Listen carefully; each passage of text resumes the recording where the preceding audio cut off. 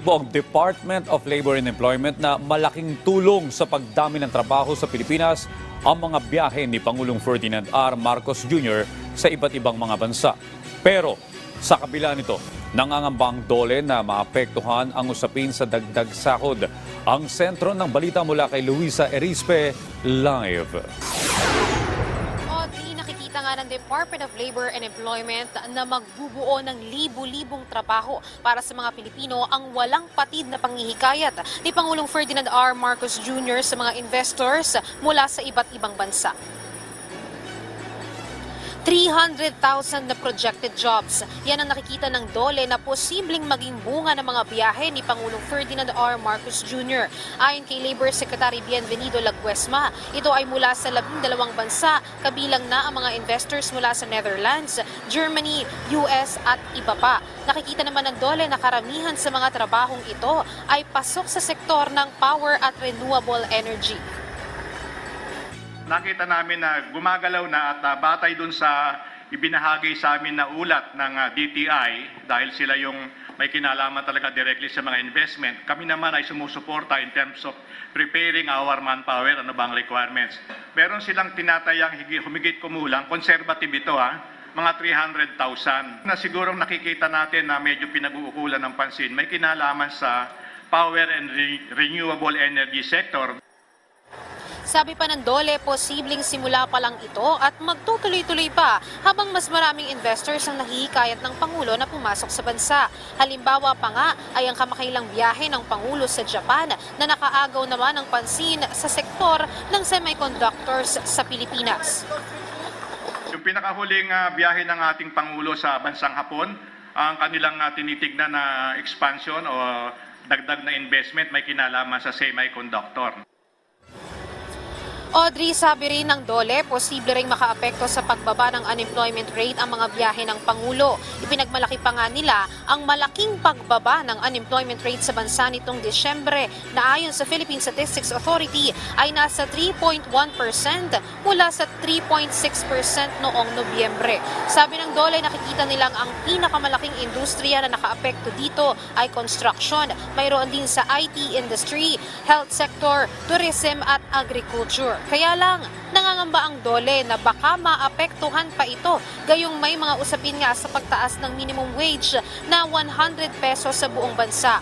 Aminado ang DOLE, ngayong may napipintong Senate plenary o nagkakaroon nga ngayon ng Senate plenary inquiry hinggil dito, dapat pa itong mariing pag-aralan dahil posibleng magkaroon ito ng chain reaction umano sa employment rate, GDP growth at inflation rate. Tinitingnan namin gaano ba ang kalaking porsyento ang dagdag niyan kada manggagawa, no? At ano magiging epekto nito sa mga negosyo, enterprises na medyo kailangang alalayan, no? Parang sa simulation, parang ang tanda ko, pwede siyang maglaro sa karagdagan na 15 to 20%. Pinag-uukulan namin ang pansin yun kasi kung merong mga dislokasyon, hindi rin nga, kaya nga yung tanong mo, project ba namin gano'ng karaming trabaho mawawala? Gusto nga namin i-project gano'ng karaming madadagdag Maaari sana. Kaya nga, iniulit ko lang, napakahirap pong magbalanse ng pagdadagdag ng sweldo. Kahit na gano'ng kaliit yung close quote, sa tingin ng mga maliliit, malaki, di ba? So, tinitignan namin ang kanyang impact doon sa employment level din. Audrey, hinggil nga dito sa Senate inquiry para sa 100 minimum wage increase. Sabi ng DOLE ay nakapagsumiti na naman sila ng technical input o kanilang mga recommendation hinggil nga dito sa panukalang 100 pesos minimum wage increase. At ginagalang naman nila anya ang pagiging law o pagbuo ng batas ng Senado hinggil nga dito, pero para sa kanila ay dapat mariin muna itong pag-aralan dahil posibleng ang marami ang maapektuhan kung ito ay agad na maipapatupad. Audrey. Okay, Luisa, ito bang sinasabi ng DOLE na pangamba nila, may pinagbatayan ba? Dahil kung susumahin, sa datos sa Asia, ang Pilipinas ang may pangpito sa pinakamababang magpasahod para maging o hindi pumunta dito yung mga investor. May pinagbatayan ba yung pinangangambahan ng DOLE?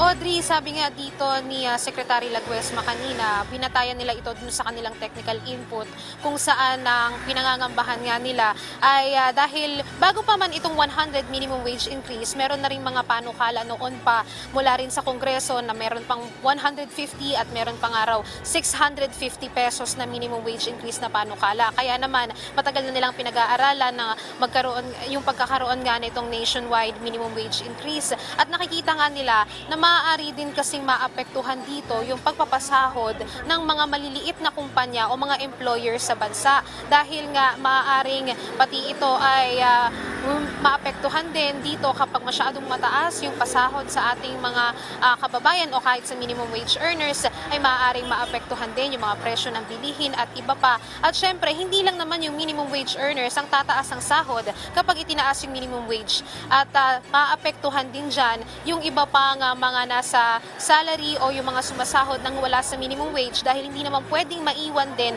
yung mga empleyado na hindi sumasahod ng minimum wage na ang tumaas lang ang sahod ay yung mga nasa minimum wage. Kaya lahat ng yan ayon sa DOLE ay kailangan pang pag-aralan. Audrey. Right, maraming salamat, Luisa Erispe.